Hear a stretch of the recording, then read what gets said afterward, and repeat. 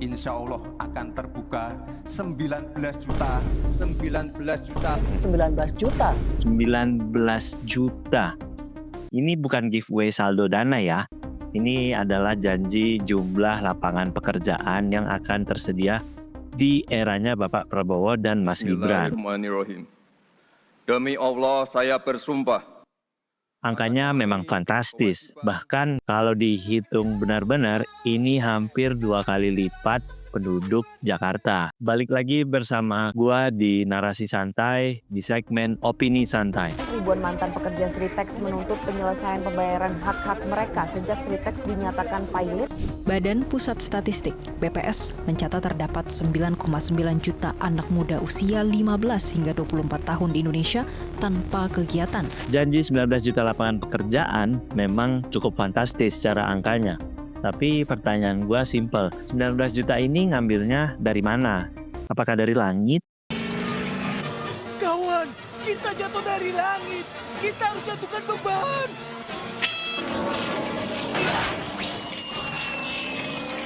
Tidak masuk secara logika aja gitu. Karena reality check-nya adalah PHK massal dari Tokopedia, Bukalapak, atau pabrik tekstil, atau angka pengangguran Gen Z yang tinggi. Jujur gue agak merinding dengar angka ini. Di satu sisi janjinya manis banget ya. Hilirisasi, ekonomi hijau, ekonomi biru, pokoknya warna-warni lah. Tapi di sisi lain realitanya pahit bos. Tahun lalu aja PHK massal kejadian di mana-mana ya kan. Sampai industri tekstil yang didatengin Mas Gibran sewaktu nyalon itu Sritex megap-megap kan, boro-boro nambah 19 juta. Yang udah kerja aja deg-degan takut kena cut atau dikeluarkan secara ya tanpa alasan lah. 1 sama 5, 6. 6 tambah 2, 8. 8, 22.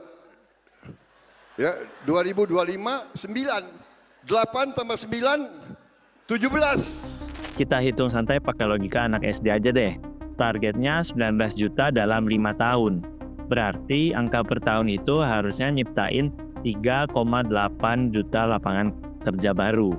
Masalahnya, secara historis, ekonomi kita yang tumbuh 5% itu cuma sanggup menyerap sekitar 1 jutaan tenaga kerja formal per tahun dengan pertumbuhan ekonomi 5%. Jadi kalau mau tembus 3,8 juta, ekonomi kita harus tumbuh di atas 8% dan itu sangat sulit untuk dicapai. Bahkan di era yang paling makmur seperti Presiden SBY itu pertumbuhan ekonominya hanya 6%. 5% pertumbuhan ekonomi yang gua sebut barusan itu di eranya Bapak Jokowi.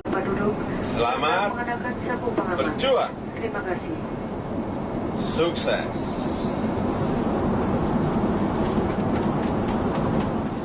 Dan yang paling gua takutin sebenarnya bukan jumlahnya, tapi definisinya. Jangan sampai nanti angkanya tercapai, tapi definisinya berubah. Misalnya nih, lo jualan cilok di depan rumah aja. Sakit ya? Bodo amat. Iya maaf. Itu kan dihitung pekerja, tapi non formal. Atau lo jadi ojol dihitung pekerja non formal. Lo jadi affiliate TikTok yang komisinya receh itu dihitung pekerja. Jangan sampai definisi lapangan pekerjaan yang diciptakan itu ya seperti itu tadi. Karena itu sudah tercipta sebelumnya, bukan akan diciptakan. Yang kita butuhan itu adalah decent job, pekerjaan yang layak, gaji UMR, dan ya ada jaminan kesehatan. Itu syukur-syukur kalau ada jaminan kesehatan. Bukan sekedar yang penting nggak nganggur. Kasihan Tuan, kasihan Nyonya. Squidward, kau kan? Pertanyaannya, gimana bisa orang menciptakan 19 juta lapangan pekerjaan? Orang sekarang aja daya beli juga lagi lesu kan. Ingat fenomenal mantap yang sebelumnya sudah gue bahas. Kalau belum nonton, silahkan cek di video Narasi Santai sebelumnya. Maksudnya bersiap untuk AI, sementara cari kerja aja banyak yang kesulitan gitu. Banyak yang ngeluh. Mas Gibran ini kan sebagai representasi anak muda yang ada di pemerintahan. Nah, PR ini memang ada di pundak Mas Gibran. Jadi Gen Z sekarang lagi frustasi, loker isinya kalau nggak ordal, ya syaratnya berpenampilan menarik atau good looking, umur maksimal 25 tahun, gimana orang yang mau kerja? Kalau janji 19 juta ini juga gimmick kampanye, siap-siap aja. yang namanya bonus demografi kita akan berubah jadi bencana demografi. Akan segera kita siapkan SDM sekolah-sekolah yang nanti ke depan bisa menjawab tantangan zaman. Jadi jangan sampai apa yang dipelajari di sekolah beda dengan apa yang dibutuhkan di dunia industri. Jadi sekolah vokasi, kampus-kampus ini nanti harus beradaptasi dengan kemajuan zaman yang ada. Obsesi akan teknologi seperti AI, coding yang seolah-olah dianggap obat dari segala penyakit. Padahal penyakit ekonomi di Indonesia itu sendiri ya kompleks. Ada mungkin contohnya adalah deindustrialisasi dan pertanian. Jadi tantangannya adalah bagaimana mencari kerja untuk jutaan orang yang bukan expert teknologi. Sampai situ, apakah sudah cukup jelas? Masa iya buruh pabrik yang kena PHK disuruh belajar Python dan coding yang mendadak? Masa iya?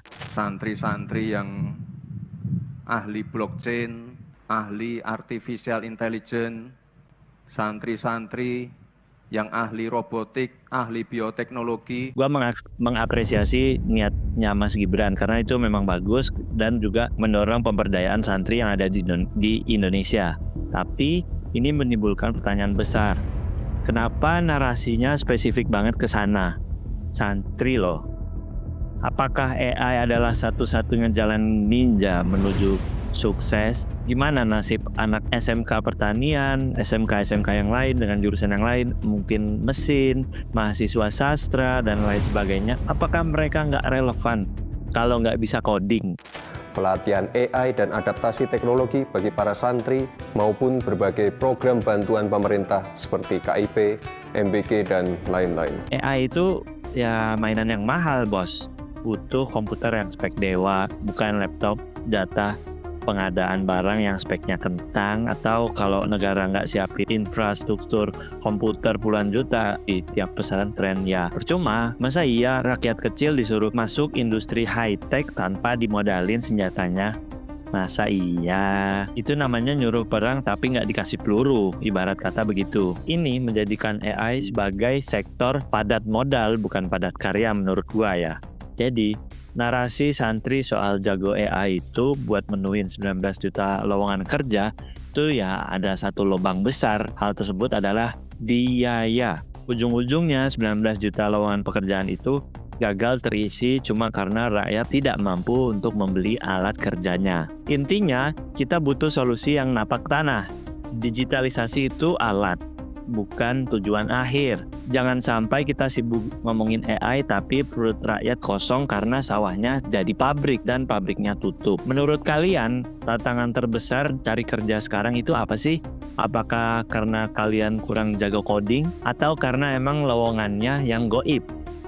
Diskusi di bawah tapi jangan pakai emosi ya, pakai data. Gua Bang An dari Narasi Santai and see you on the next video.